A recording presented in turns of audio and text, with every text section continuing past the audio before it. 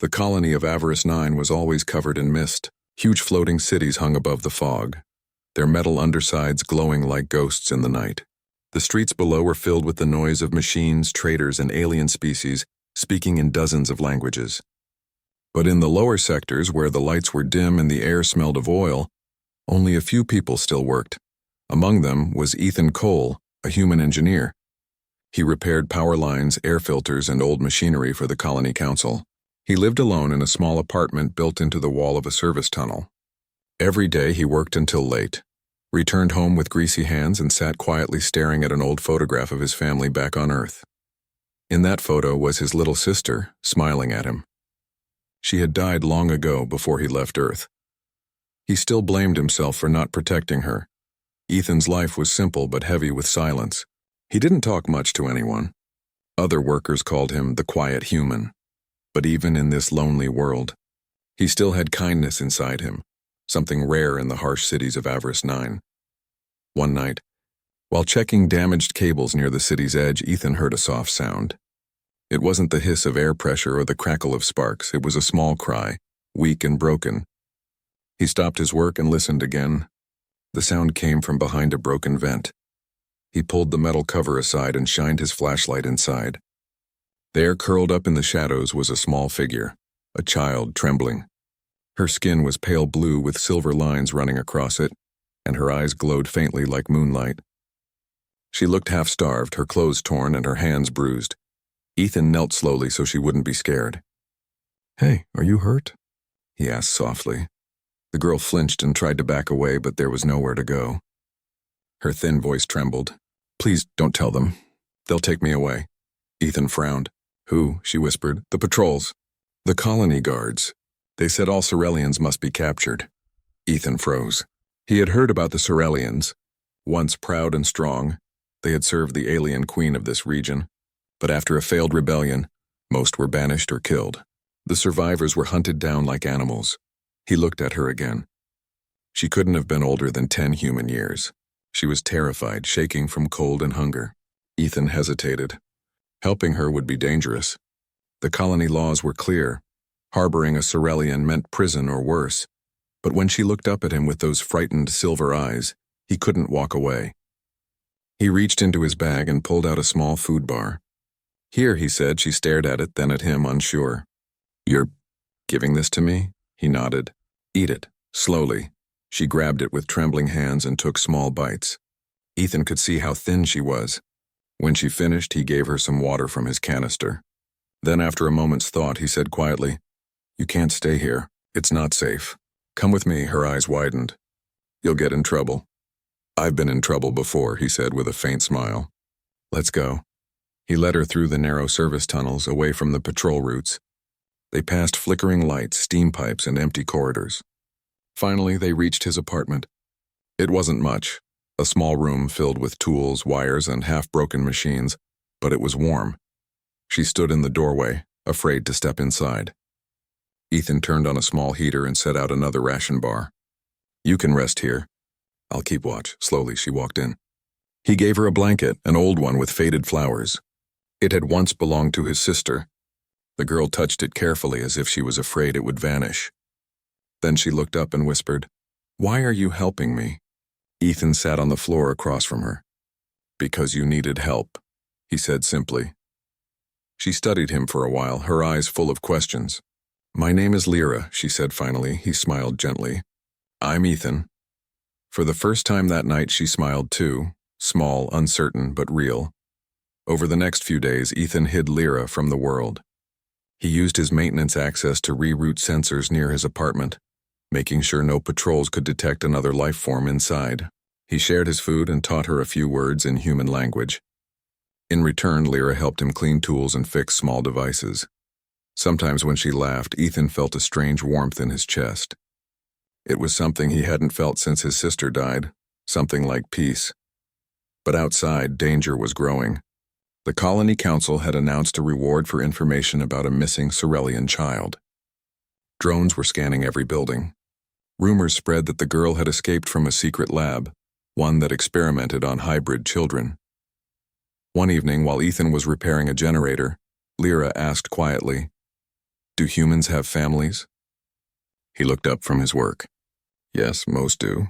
Do they love their children? He nodded. If they're good people, yes. They love them more than anything. Lyra was silent for a long moment. Then she whispered, I don't know what that feels like. Ethan stopped working. You never had a family? She shook her head. I was made in a lab. The Queen wanted soldiers who could feel like humans but fight like Cerealians. I was the first, but they said I was broken. They said I cared too much. They tried to erase my emotions, but I ran away. Her voice broke. All I wanted was someone to call me daughter. Ethan's heart tightened. He remembered his sister again, the one he couldn't save. He walked over and knelt beside Lyra. You don't need to be fixed, he said softly. You just need someone who sees you for who you are. She looked up, confused. Who am I? He smiled sadly. You're a child who deserves to be loved. That's enough. Her eyes filled with tears. For a moment she reached out as if to hug him, then hesitated. He didn't force her. He just sat there letting the silence speak for both of them. That night the city alarms began to sound. Ethan looked out the window and saw patrol lights sweeping across the lower sectors. He turned off the power immediately and whispered, Hide! Lyra ran into the storage room while he pulled a cover over the doorway. Outside, loudspeakers echoed through the tunnels. All civilians remain indoors. Any information about the Cerealian fugitive must be reported immediately. Ethan's heart pounded. He grabbed his toolkit and began rewiring the security panel to block scans. For an hour the patrols passed without noticing. But then a sharp knock hit the door. Maintenance worker Cole, a voice called. Open for inspection. Ethan froze. Lyra's tiny hand gripped the edge of the cover from inside the storage room. Her eyes were wide with fear. He took a deep breath and opened the door halfway. 2 soldiers stood there, their armor shining in the dim light. One of them looked around suspiciously. We detected a secondary heat source in this area, the soldier said. Anyone else in your unit? Ethan shook his head. No, just me. The sensors might be picking up the heater. The soldier walked inside, scanning with a handheld device. The red light passed close to the storage door. Ethan's pulse raced. The device beeped softly, then went silent. Probably a false signal, the soldier muttered. He turned back toward the door. Stay alert, human. If you see anything, you report it. Understood. Ethan nodded quickly. Understood. When they left, he locked the door, waited a full minute, then pulled the cover away. Lyra was crying silently. He knelt beside her and said, It's all right. They're gone. She looked up at him, trembling. You could have told them. You could have been safe, he smiled faintly. I already am safe, he said. You're still here. After that night, they both knew the city was no longer safe.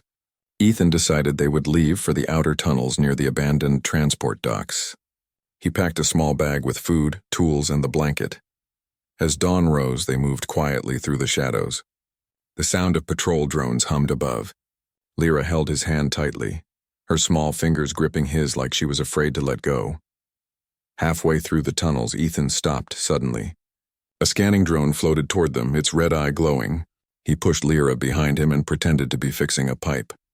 The drone paused, scanned his ID tag, and moved on. Only when it disappeared did Lyra breathe again. You saved me, she whispered. He smiled. We saved each other. By nightfall, they reached the old transport lift that led deep below the city. It hadn't worked in years, but Ethan had tools and knowledge. As he worked to power it up, Lyra sat nearby, holding the blanket around her shoulders. Ethan, she said softly. Yeah, he replied without looking up. If I disappear someday, will you remember me? He stopped, turned to her, and met her glowing eyes. I won't just remember you, Lyra, he said quietly. I'll carry you with me, always. Before he could finish the repairs, alarms echoed again, louder this time, closer. Red lights flashed across the tunnel walls. Soldiers were approaching. Ethan grabbed the bag and turned to Lyra. Get inside that cargo crate, he said quickly. Don't move, no matter what happens. She shook her head. What about you? I'll be right here, he lied gently. Now go. She climbed into the crate, clutching the blanket to her chest. Ethan closed the lid halfway, leaving a small gap so she could breathe. Moments later, the soldiers arrived. They surrounded him, weapons raised. Hands up! You're under arrest for aiding a fugitive. Ethan didn't move. He kept his eyes calm, his voice steady. I was just fixing the lift. The captain stepped forward. "We tracked her energy signature to this sector." "Don't lie, human." Ethan glanced at the crate just once. The captain noticed but said nothing. He only smirked. "Take him in." As they handcuffed him, Ethan met Lyra's eyes through the small opening in the crate. She was. Lyra stayed hidden inside the cargo crate as the soldiers dragged Ethan away. She pressed the blanket tightly to her chest, heart pounding. Fear clawed at her chest, but a small ember of courage burned inside her. She remembered Ethan's words. "You already are safe." He had risked everything for her, and she couldn't just sit and wait. She had to act. As soon as the soldiers left with Ethan, Lyra quietly opened the crate and slipped out. The transport lift hummed under her weight, still powered by Ethan's repair. She moved silently, her small feet making no sound on the metal floor. Every shadow seemed to watch her. Every sound set her nerves on edge. But she remembered the maintenance tunnels Ethan had shown her before. She had memorized their twists and turns, and now they were her path to freedom and to finding him. Outside, the patrol drones continued to sweep the lower sectors. Lyra flattened herself against walls, creeping past the edges of their scanning beams.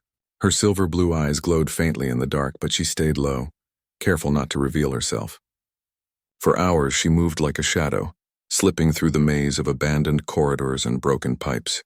The city above was a glittering sea of lights, but down here, it felt like the world had forgotten her. Finally, she reached the lower maintenance tunnels near the old transport docks. It was a place long abandoned by the colony authorities, overgrown with mechanical debris and tangled wires. Lyra paused to catch her breath, her chest heaving. She remembered Ethan's advice. "If you're ever in trouble, always look for the place nobody watches."